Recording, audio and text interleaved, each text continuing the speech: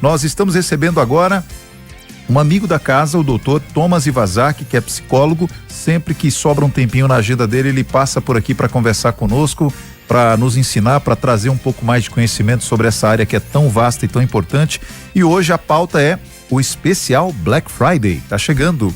E como é que tá a ansiedade aí, o estresse ou a busca pela recompensa? Isso pode levar a um consumo excessivo? É isso que nós queremos saber, entre outras coisas, do doutor Thomas Ivazaki. Boa noite, doutor, bem-vindo. Boa noite, obrigado. É sempre uma alegria quando é dia de vir aqui na rádio, vir realmente legal, com um sorriso no rosto.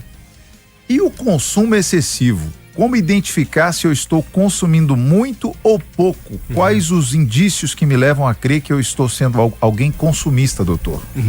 Existem vários fatores, existem aqueles que são mais agravantes, que você consegue ver na fatura da conta do cartão de crédito lá, isso aí não precisa muito, né? Até minha esposa fala assim, eu vou olhar lá a fatura, nossa, mas de 20 em 20 reais deu R$2.000, quem que é a bandida? Sou eu mesmo, né? Que saiu comprando, você vai juntando um pouquinho ali, chega no final, dá 5 mil no final do mês, né? É um absurdo. Mas é isso, mas eu quero trazer um estudo que eu gosto muito, que é da doutora Anna Lambke, e ela revolucionou, ela escreveu um livro chamado Nação Dopamina, aonde ela foi investigar como o cérebro funciona, e ela tem uma teoria chamada de homeostase, que é impressionante. É assim, o nosso cérebro, ele foi feito para andar sempre em equilíbrio, ele não foi feito nem para estar o tempo inteiro alegre, nem o tempo inteiro triste. Se você vê alguém rindo o tempo inteiro, você vai achar que a pessoa é boba. Se você vê alguém triste o tempo inteiro, ela tá depressiva. Então a gente tem um equilíbrio, onde a gente tem experiências que nos deixam mais felizes e experiências que nos deixam mais tristes. Isso aí é bem empírico, né? Observando, você consegue identificar isso. Só que ela conseguiu enxergar que a gente vem adoecendo pela necessidade de estar feliz o tempo inteiro. E de gratificação. Então tudo que você faz que te traz um pouco de alegria, gasta a sua dopamina, que é a sensação de bem-estar, de alegria. Então nunca vi ninguém comendo um chocolate ficando mal, comprando alguma coisa ficando mal. Todo mundo na hora do ato ali tem uma sensação de prazer. Qual que é o problema? É depois. Então essa homeostase é a tendência do nosso cérebro por equilíbrio. É tipo um pêndulo, uma balança. Então eu faço algo que gasta minha dopamina, me dá a sensação de prazer e alegria, e depois ele tem um processo oponente. Eu fico triste para depois equilibrar. Então todo mundo é assim.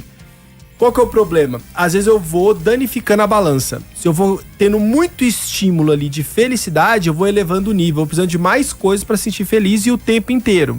Isso aí vai danificando seu processo mental de extração de alegria. Antigamente, comprar uma capinha de celular te deixa feliz, agora tem que comprar um iPhone de 5 mil pra estar feliz. Não serve mais a capinha, agora tem que ser um iPhone. Daqui a pouco é um iPhone de 7 mil. Então, seu nível de gratificação vai evoluindo. E quem vai ganhando com isso são as empresas que vão te vendendo e gastando milhões para que você compre o produto dela. Tá. O que acontece com o cérebro? Quando eu vou dando muito estímulo, seja comprando, seja assistindo um Reels no Instagram, uma piadinha, tudo isso aí vai gastando. O ápice disso é o consumo de drogas ilícitas. Então a pessoa usa droga porque ela vai de maneira química no cérebro e usa toda a sua reserva de dopamina. Então ele entra em êxtase.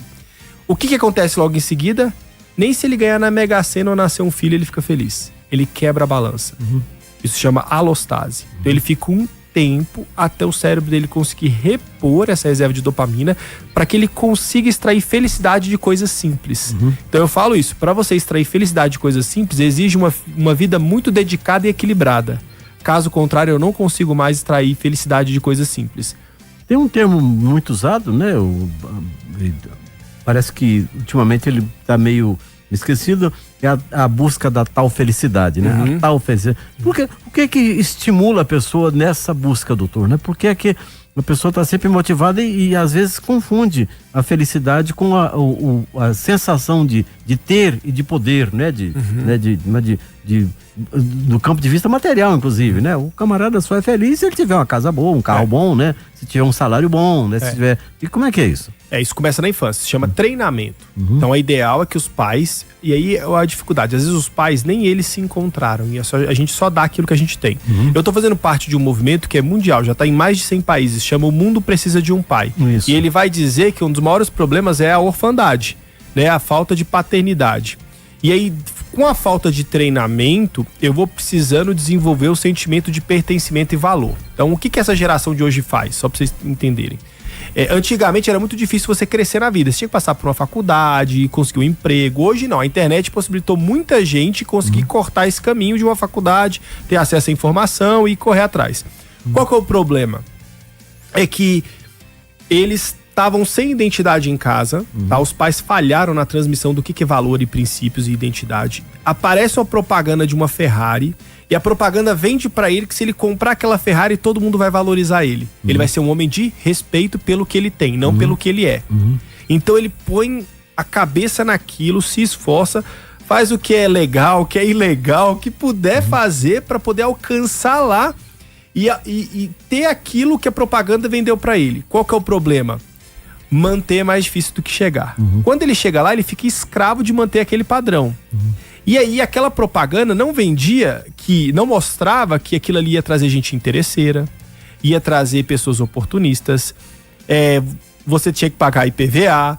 Então tem um tanto de coisa que a propaganda não mostrou. Então quando ele vive aquela realidade... Custo-benefício.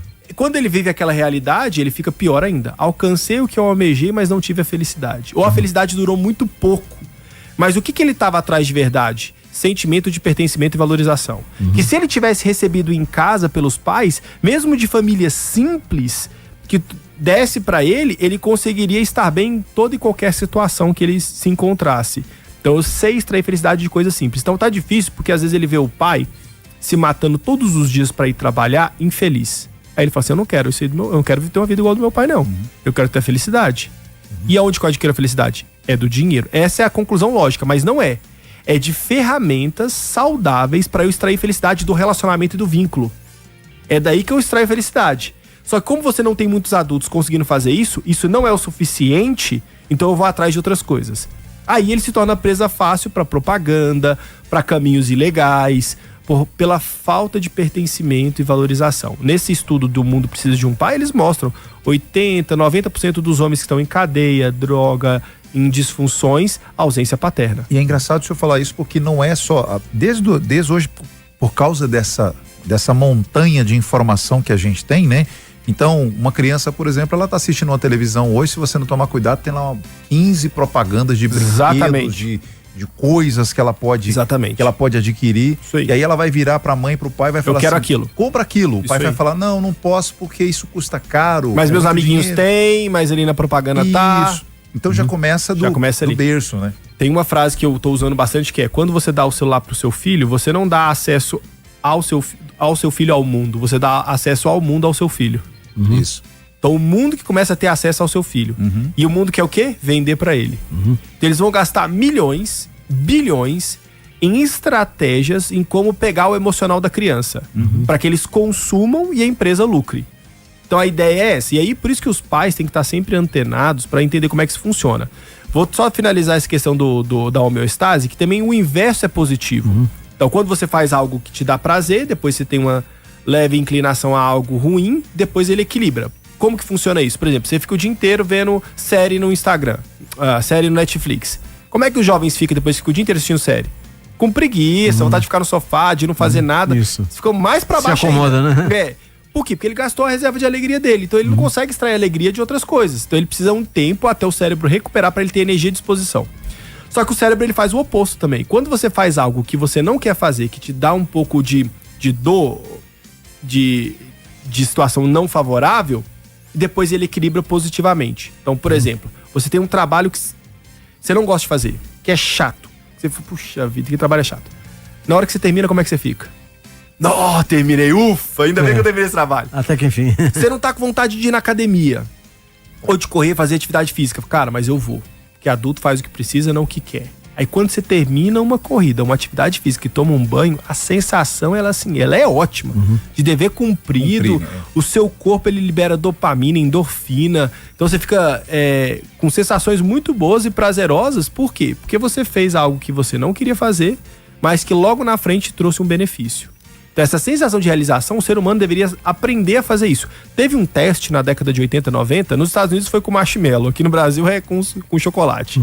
Que viralizou, que você coloca o chocolate na frente da criança e fala assim, ó, eu vou sair, se você não comer, quando eu chegar eu te dou outro.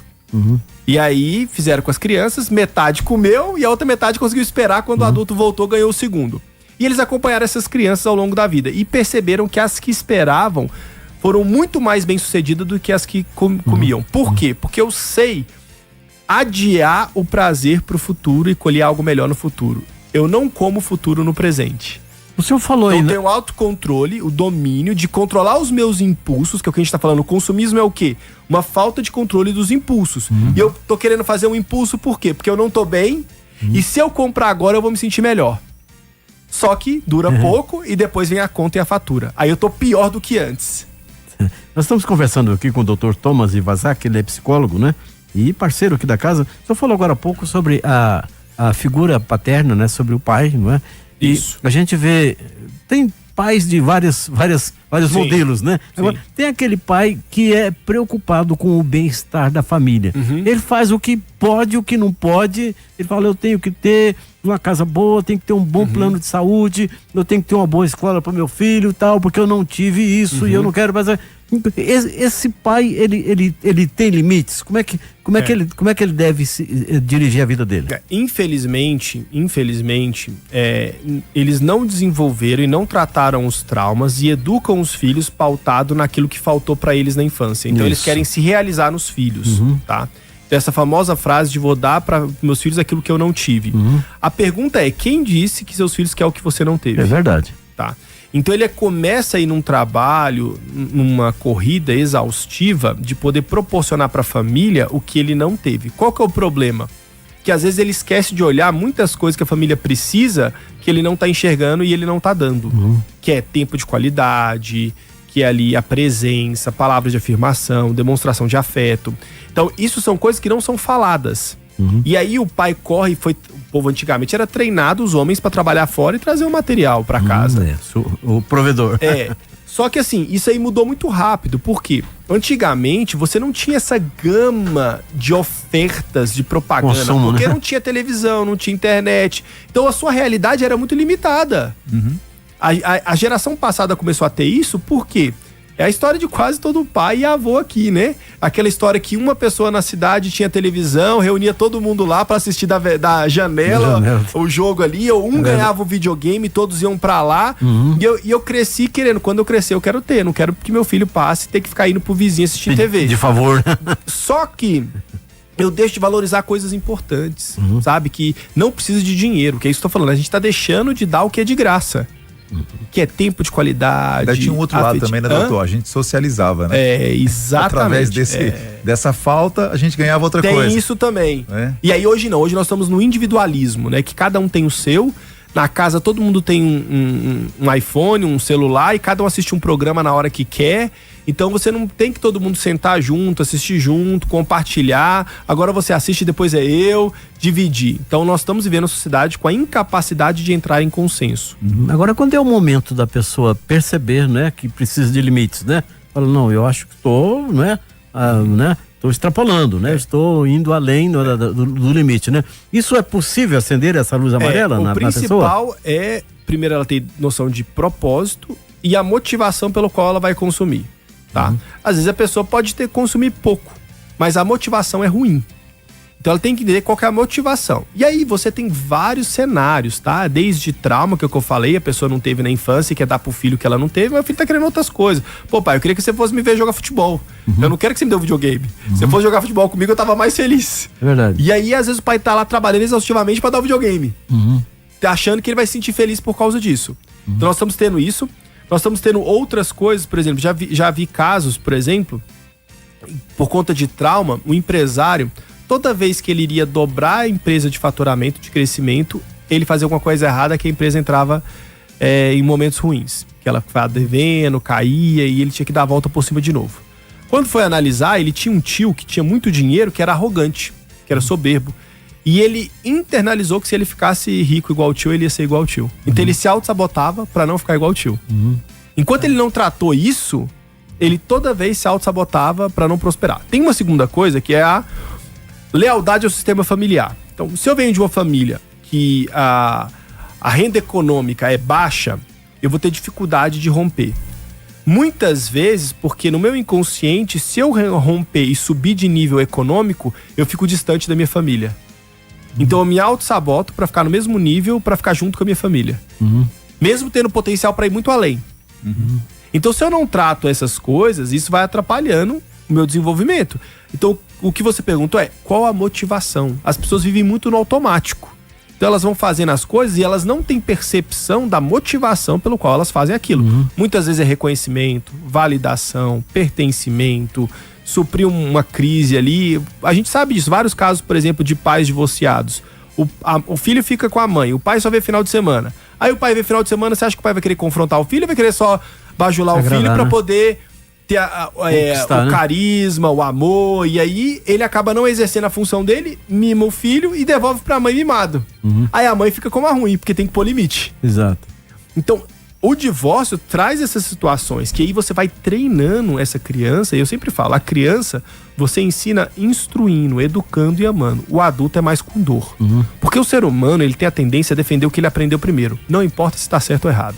Então, se você aprendeu que aquilo ali é certo desde criança, quando você for adulto, você ainda vai ter dificuldade para mudar aquilo. Então, e a tal da família moderna, né? Porque a gente, às vezes, fala, porque no tempo do meu pai, no tempo do meu avô, né? As coisas eram diferentes, a mulher não precisava sair para trabalhar fora, né? E a gente tinha só um sofá, né? Hoje, televisão, tinha no máximo um rádio, né?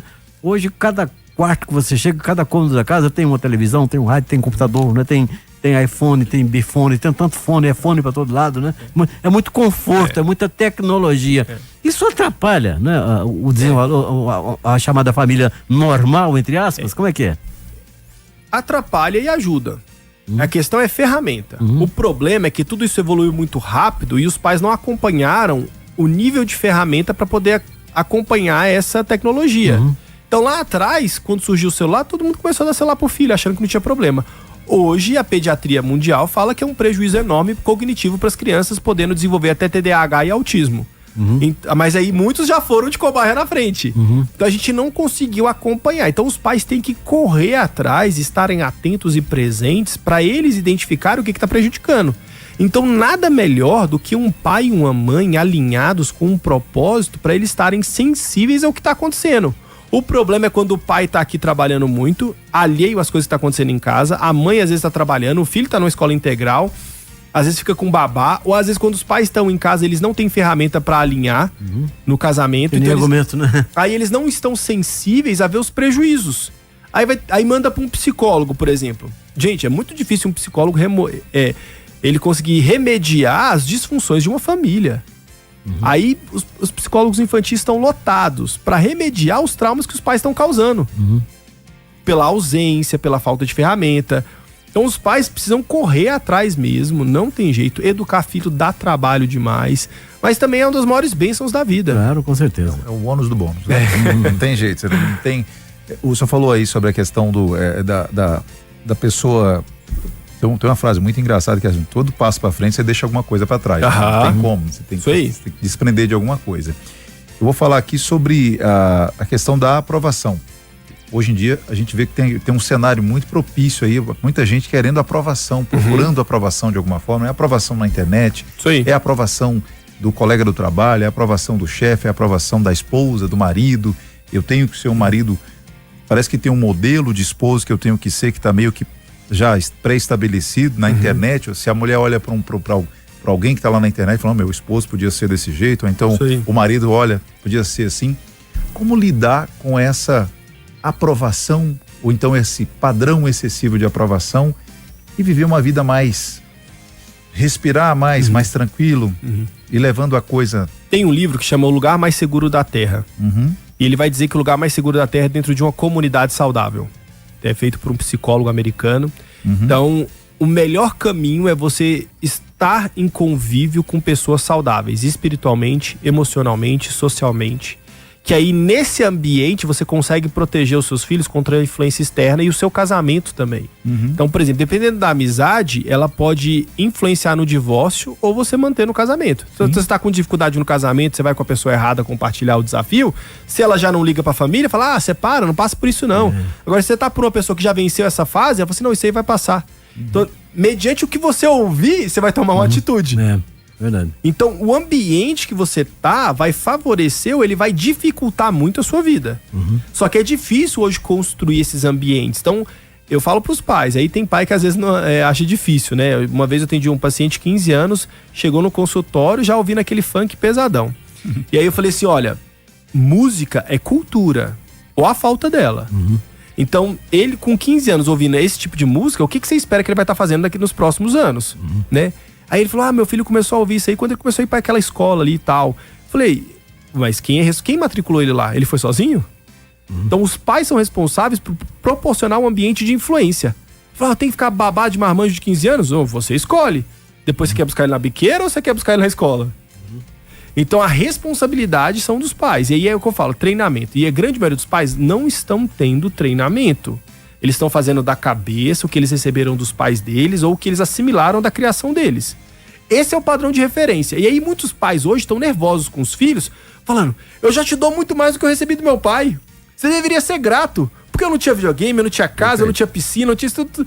E aí eles acham que o padrão dos filhos deveria ser o que eles receberam, mas os filhos nasceram em outra realidade, em outra época, em outra circunstância. Ele não vai enxergar o mundo da maneira que o pai enxerga. E aí fica essa desconexão de geração.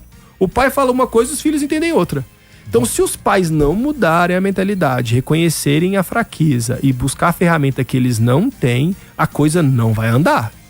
Não vai andar. Então, é simples. Se com as ferramentas que eu tive até hoje, que eu usei, chegou até esse resultado, não adianta repetir elas. Vai ter o mesmo resultado. Então eu preciso mudar, buscar coisas que eu não fiz, ir atrás e parar de preguiça. Mas agora tem a questão cronológica, né? Chega um momento a pessoa fala, agora não adianta mais, né? Não, então, agora... isso é um problema muito sério. Então. Olha só, então você tocou num ponto que às vezes eu atendo pais, que eu vou mostrar o que é um referencial de um pai saudável, ele chega à conclusão que ele não nasceu pra ser pai. Aí eu falei, então você não tem essa escolha, você tem 3 filhos, como é que você nasceu pra ser pai? Agora. Você já é pai de 3, um até de maior de idade. Então assim, eu sei que às vezes é frustrante você, já tô numa faixa etária, ter que mudar, já tem filhos já barbado e tal. Quanto mais velho, mais difícil mesmo. Mas a pessoa precisa entender que talvez ela nunca chegue no ideal. Mas o que ela vai deixar de legado é que ela nunca desistiu. Perseguindo. Que ela sempre melhorou um pouco. Que aí ela vai facilitar para os filhos irem além do que isso. E isso é muito importante, porque se eles desistem, os filhos nem vão tentar.